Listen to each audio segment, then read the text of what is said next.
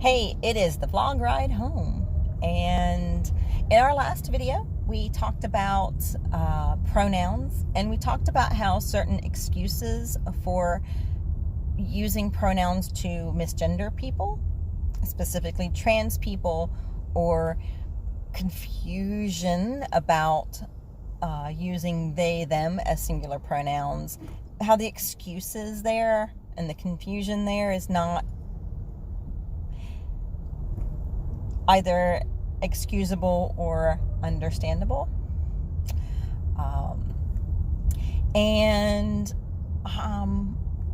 Well, it turns out, though I wasn't really thinking about specific theory. I was thinking more in terms of just experience and common usage.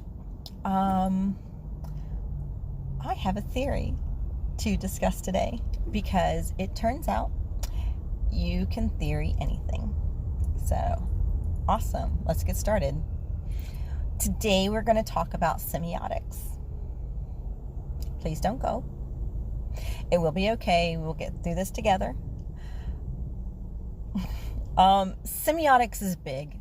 There's actually a lot that's involved with this, so we're not going to be covering all of semiotics. We're going to be focused in on symbols, because that is the area of semiotics that is directly applicable to at least part of what we were discussing last video. Semiotics is the study of signs and symbols in the world, in language, etc. So that's, what semiotics is. When you are in the woods and you see smoke in the distance, or you're on a mountaintop and you see smoke in the valley, and you know there is a fire where that smoke is, that's semiotics. The presence of the smoke is acting as a signal, a sign to tell you there is a fire. If you see a puddle on the ground, you know that there was probably rain or some other falling of water to produce the puddle. That puddle is signifying that something happened to put that puddle there. That is simplest way to describe semiotics. Symbols is what we want to talk about now, because, like I said, that's what relates to last video. Symbols is where you have something that stands in for something else in order to convey meaning easily and concisely. So, example would be if I say love. If I say the word, if I say I love you, you will have come to mind a series of emotions that you associate collectively to love. I could try to isolate and create names for all of those little emotions. That would take time. It would be difficult, and it would kind of become confusing, because depending on how love manifests for me emotionally, I could have a wide variety of emotions that come with that. And it would depend on how healthy my associations of love are, right? If my associations of love are not particularly healthy, I might be including with some of those emotions jealousy as well. So there's a lot, and it would become confusing. But if I just collect it all together and I give it a word to symbolize it, then I'm going to be able to communicate that idea easier. Now, it does require that other people have adopted this word for a similar bunch of emotions. Not everybody's going to have all the same emotions that go into love, but there are certain commonalities of emotions from person to person, at least within certain specific cultures and whatnot, that coalesce into the idea of love. So if I say I love you, in that context, you're going to, well, depending on the context, you're going to understand the meaning, right? If I hand you flowers and chocolate and I say I love you, then that is going to be a romantic gesture, and you are going to feel the feelings that come with romantic love. If you have just helped me complete a rigorous task that I was not sure if I was going to be able to do on my own, and I go, I love you, you're not going to be feeling the romantic feelings. You're going to understand that I am expressing a great amount of gratitude that I have for you and what you have done for me. If I am constantly emailing you and I am private messaging you on Twitter, Facebook, constantly with just these really weird random things, and you notice that I'm following you around a lot, and I've been, in my car, outside your house, staring at your bedroom window, and I say, I love you, the next time I send you a message, you're going to have a different set of emotions that come up with that word.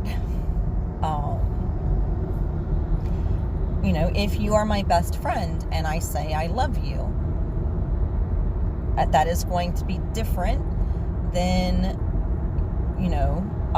somebody that I am dating and I say I love you to them. Both of you are going to have different emotional sets that come up with that word love. So context matters when it comes to symbols. We'll get back to that in a minute because there is actually terms for what I just described.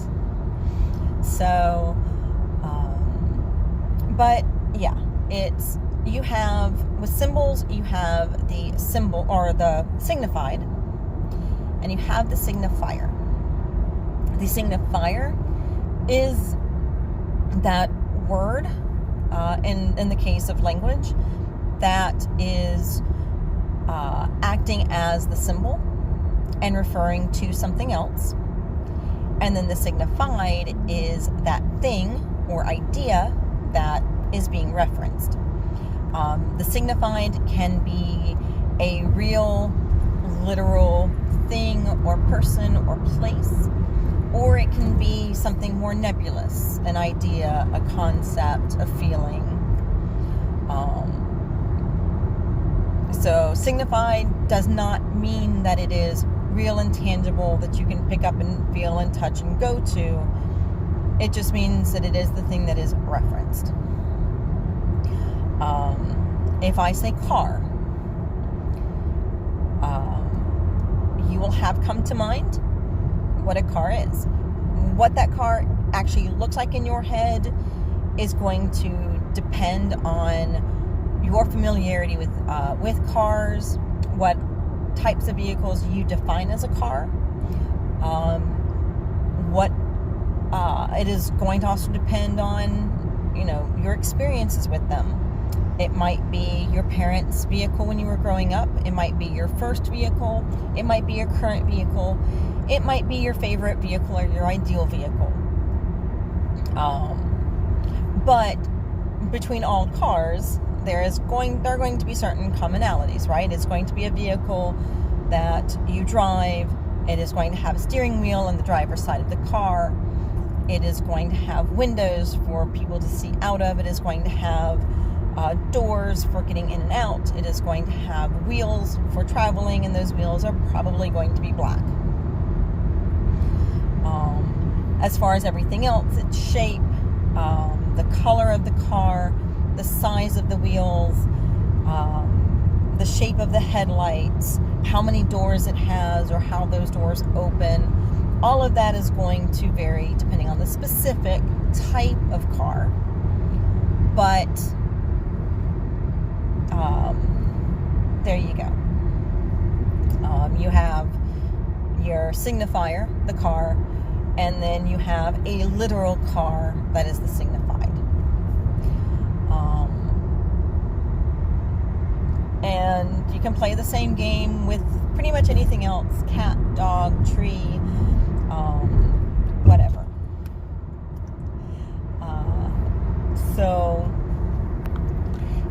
As you've probably guessed, the relationship between signified and signifier is interesting.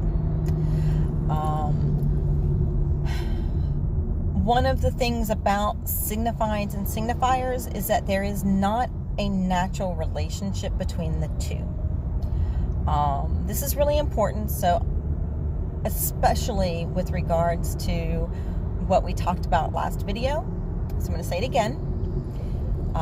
There is no natural relationship between a symbol or a signifier and a signified.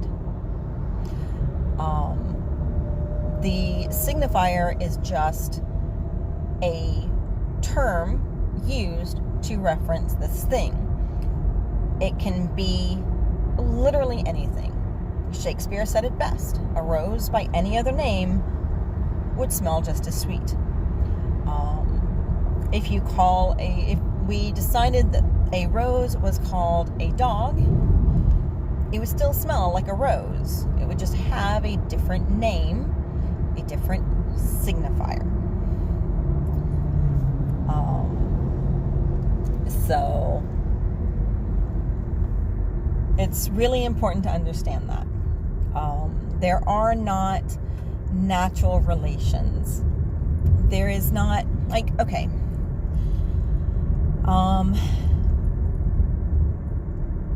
You meet me on the street. No one has told you my name. You don't know my name. I'm not wearing a name tag. I've have maybe 1 or 2 views on my videos, so you've probably never seen my video before. So you do not know my name. You are not going to look at me and just know that my name is Lynn. You're not. There is nothing about my personage that says I have to be a Lynn. Now, that said, if I look like someone you know, if I have eyes similar to somebody you know, if I have a nose shape, if my hair color is similar to someone you know, my lip shape, my height, my body shape, if any of those things trigger an association to someone else you know, then you might think, she looks like a Sue, she looks like a Carrie, she looks like a Lilandra, she looks like a Victoria. But none of those things, I'm not any of those names, right? I'm a Lynn. So your association of some name to me is not a product of something natural to me. It is a product of associations that you have to perceive similarities between me and people with those names.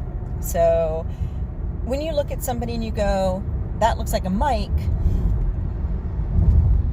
you're not going, there's this characteristic of Mike that you are. No.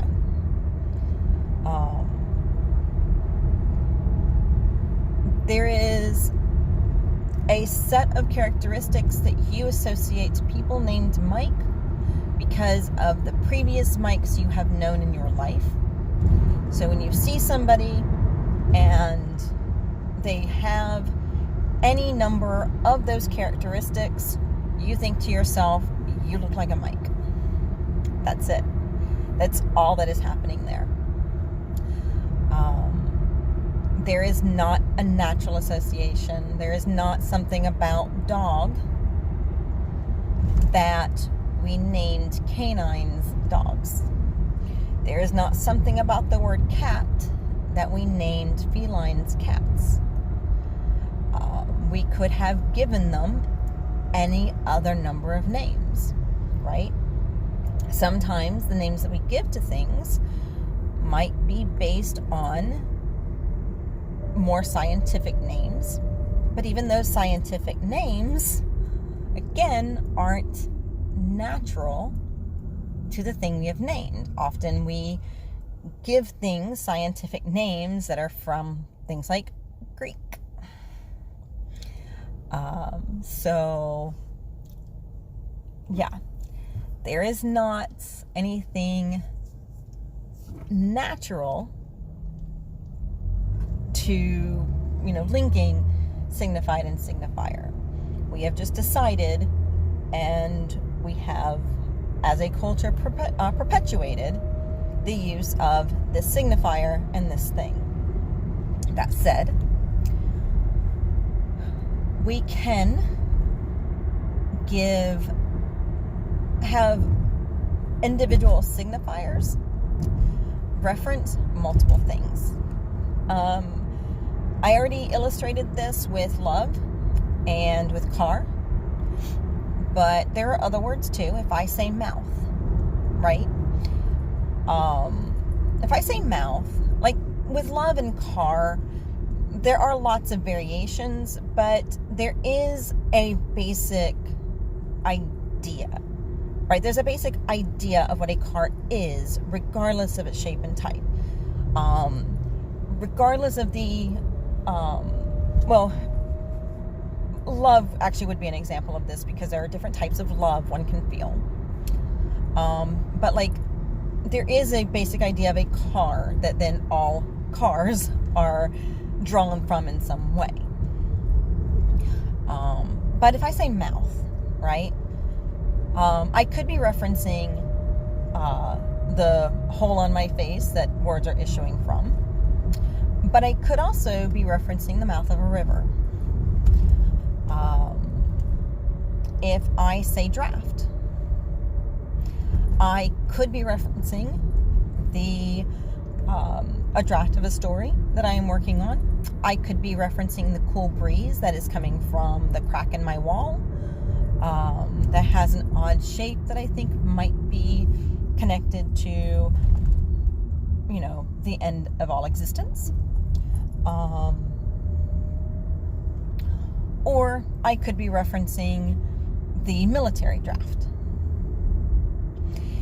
If I say note, I could be referencing a note that you leave for someone in order to communicate some message, or I could be referring to a musical note.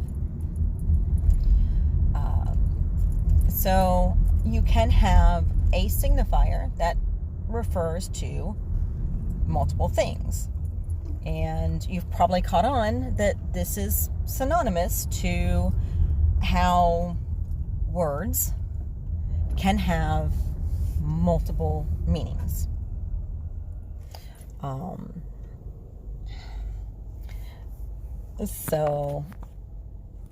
Yeah. By the same token, you can have multiple signifiers that will refer back to a single idea. An example would be deceased and dead.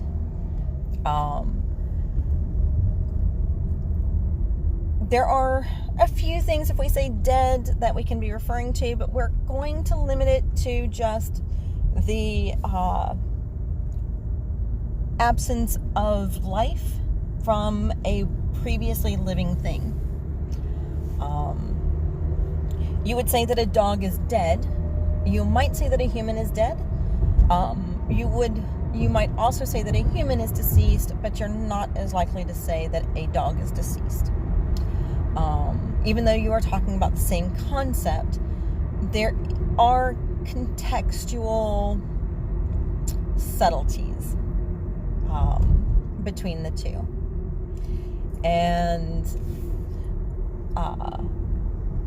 if I say Toyota and I say car, I can be referring to, if I say Toyota and I say car, I can just be referring to car, but Toyota is a bit more specific. A better example of this, actually. If I say flavored carbonated beverage or soda, and I say Coke.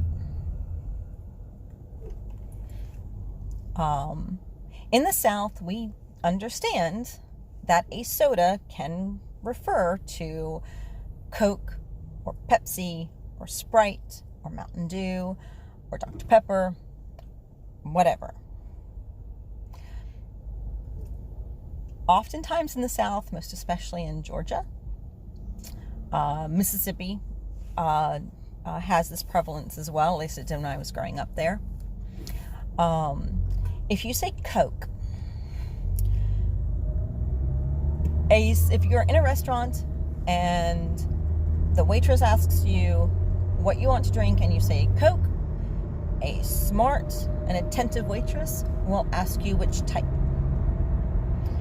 Because in the South, when you say Coke, you might be referring to Coca-Cola, you might be referring to Sprite. You're probably not going to be referring to any Pepsi products, because pride, but not the LGBT pride.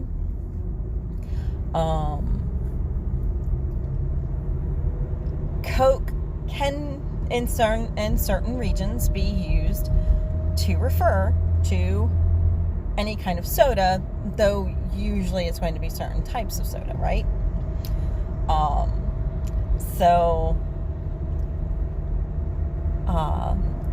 Different signifiers that can refer back to the same signified, a soda, but there are connotations that go along with the usage. Somebody who says soda, I'm going to go to the store and get me a soda, they might get any type of soda. Somebody who says, I'm going to go to the store and get a Coke, may or may not get a Coke, but they're going to get a Coke product.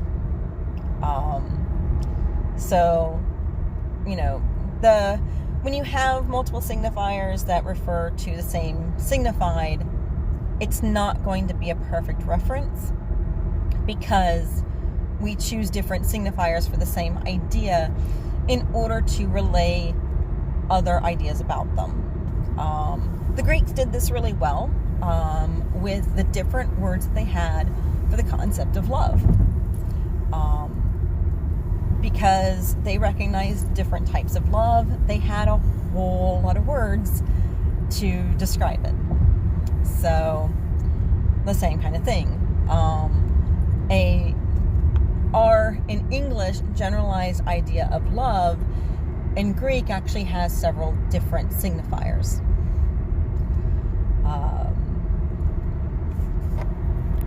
Even though, and in Greek, Greek to the Greek ideas of love, you're going to have different, those signifiers would actually have different signifieds, whereas in the English language, most people are just going to think of it as love.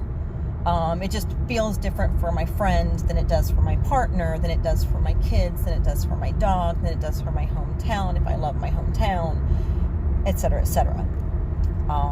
So if you're a native English speaker, and you're not really familiar with the different Greek concepts of love, then the word love is just going to really have one single signifier in your head with just different intensities and mixtures of emotions that go with it. But if somebody says agape and tells you what that means, and they say philos and they tell you what that means, and etc., etc., I can't think of the different I can't think of the other. There's agape, there's philos, why can't I think of any of the other ones? Anyway, there's a lot of them. But if somebody tells you those and they tell you what they mean, to you, if you've got a lot of, experience and whatnot built up to just having one signified idea of love with just different intensities, those are just going to be, for you, different signifiers for the same feeling. It's just a different connotation to those feelings. Whereas, for somebody who is well studied and versed in Greek and has adopted these concepts of love to themselves emotionally, each of those words is going to be a signifier for a different type of emotion. So,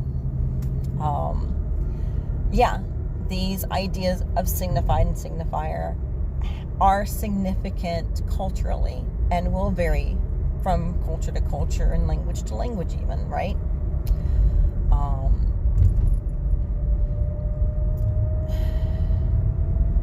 So when I said in the last video that, and one of the other very important things about symbols. Symbols are not absolute. Saussure is one of the really important thinkers when it comes to semiotics. And one of his very important things about symbols is that symbols were not definite. They could have meanings that evolve over time. That was a very big thing with regards to talking about symbols. So, with they and them, how words are used changes and evolves over time. The evolution of going, we're not going to make you say he or she constantly, and he is not descriptive enough to the possibilities, so we will just let you say they singularly to reference he or she instead of using he or she. That is, a evolution that happens. And then a natural evolution from that is to go, okay, well, if we can use they singularly in this case, then we can use they singularly for me. When we say that he and she are not biological pronouns because they are not used biologically, this is semiotics. This is the idea that there is not a natural relationship between a symbol and what it references. There is not a natural relationship between a signified and a signifier. No, don't worry, I'm not driving and I'm taking off my seatbelt. I got to my place. I'm just wrapping up. So that's semiotics, specifically symbols from semiotics. Read up on Saussure. Really important with semiotics. I'll put some links in the description when I get this video up. In the meantime, if you found this interesting, please like, share, subscribe. Hit me up on Twitter. Comment below. Peace.